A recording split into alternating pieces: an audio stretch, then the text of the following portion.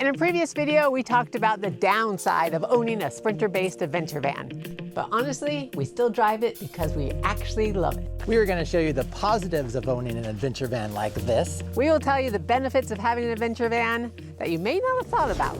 Here at Found Explore Trek Adventure with Kelly and Greg, we cover everything camping from backpacking to adventure vans.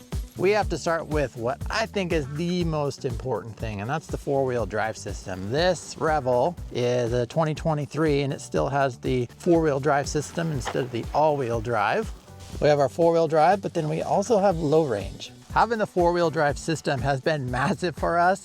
We probably spend a good, 80, 90% of our camping is gravel roads and dirt roads. Off-grid, totally. I think the very first trip we took the van out, we encountered some snow and an off-camber. It was super sketchy. It totally made us through. Yeah, it was very sketchy. I thought for sure we were going off the cliff. Every once in a while, when you're driving down a gravel road or a Forest Service road, you'll encounter an obstacle, and I think they'll call them gatekeepers. Basically, it's that obstacle that keeps 90% of the public from going forward. And that's how we found our favorite site, because I don't think that anybody else has been up there. We actually had one spot and the wood was still there from like a couple months ago that we left it. I've been genuinely impressed with how the van has handled all of the obstacles we've thrown at it. Yes, we've actually been on our last trip. We went down this huge, gigantic mountain and back up it again. We were freaking out. The van handled it absolutely perfect. Yeah, we freak out way before the van fails. Yes. Which I think that's probably the best way to do it.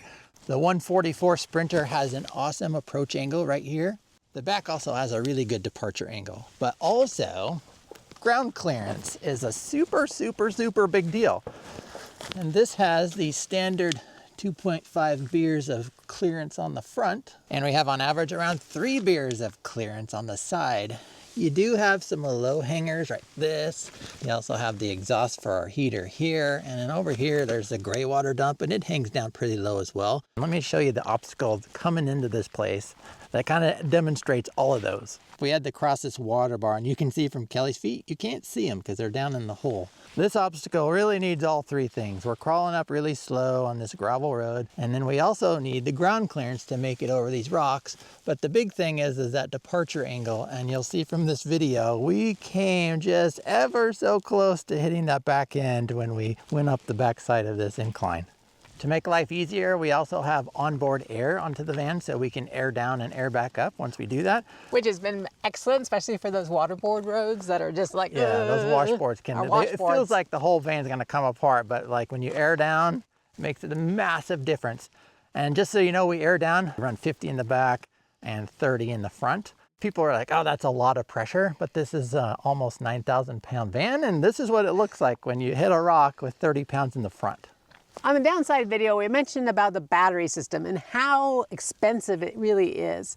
But on the positive side of that, like we're able to go out for multiple days and not have to worry about having a power issue. This van has a 320 amp hour battery, and that pretty big. Yeah, that comes out to like about 3,800 watt hours. If you don't know what that means, that's okay, because not many people do, and honestly, you don't need to. We run, our stove, we run our lights, we run our refrigerator, and that's a huge deal when we're going off grid, because we only plug in the van, I think, twice in its entire life. A lot of people like to make a big deal about how much solar you have. Let's show you what we have. We have around 200 watts of solar on the roof, along with a stick that decided to hitch a ride from something that we hit. We also have about 200 watts that we deploy down on the ground, but that's not really the full story. Being on a Sprinter platform, we have one secret weapon. This has a secondary alternator. It actually has a whole spot, and that's right under here. And this thing pumps massive amounts of power back to our battery. The default alternator that comes on the Revel kind of sucks. It's 170 amps, they have it running full bore, they melt down and they catch fire, so it's not that great. Ours failed, didn't catch fire, so that's good. We ended up upgrading to the 250 amp room rig alternator. What that means, in short layman's terms, is our solar pumps out 200 watts into our batteries. This alternator here is pumping out 2,000 watts and shoving it back to our batteries. So when we drive, this thing charges incredibly fast. I don't really watch our power like Greg does. He has a whole app and everything. I only know when it beeps when it's low, and that irritates me. But I know that we are going to be able to fully charge that thing back up after just a little bit of driving time. Besides the off-road capabilities, I really can't emphasize enough how having that big battery system and that giant alternator shoving all that power back there makes just making life easier, but then also setting this thing up for full-time travel.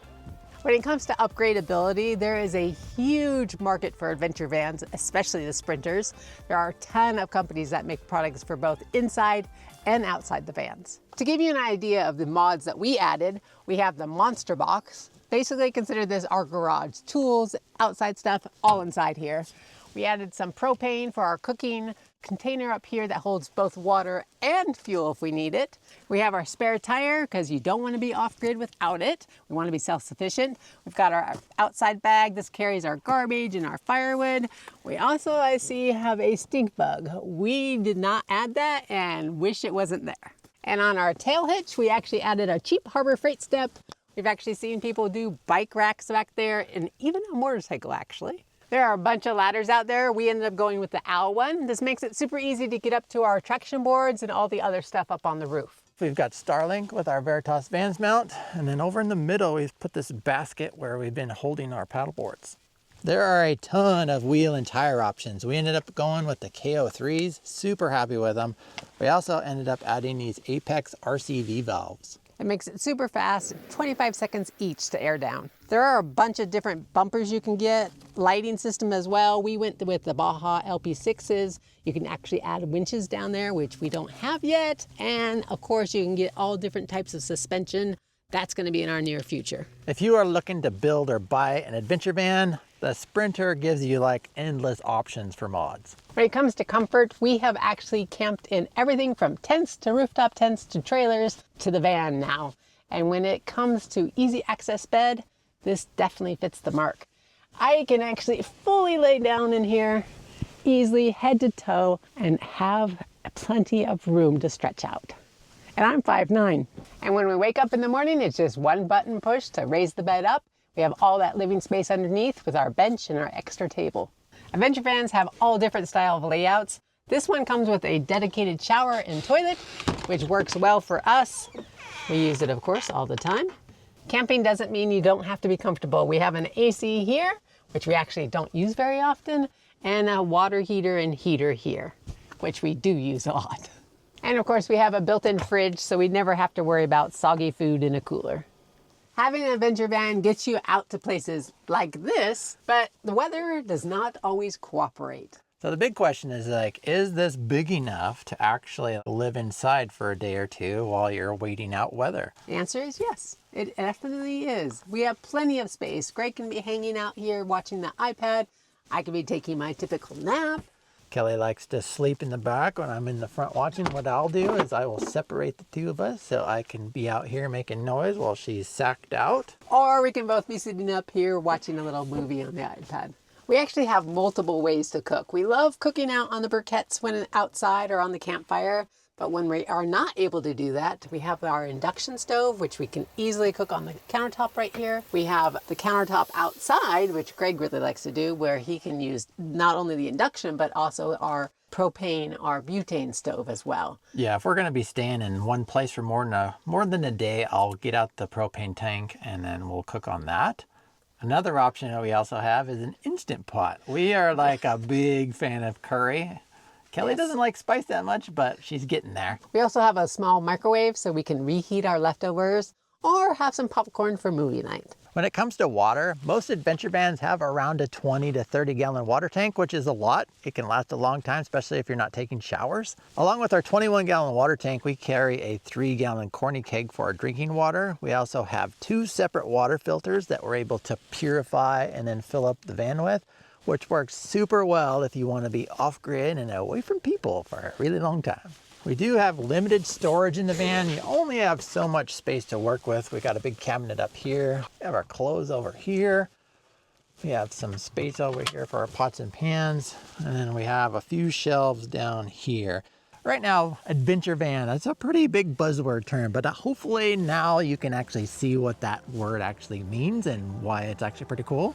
And remember, you don't have to be always off-grid. You can hit campgrounds as well and town. But remember, you're definitely not going to be stealthy in this thing. Hopefully this gives you some insight into the good sides of adventure vans. You can go watch this video next. You can find us at exploretrekadventure.com, and we'll see you next time.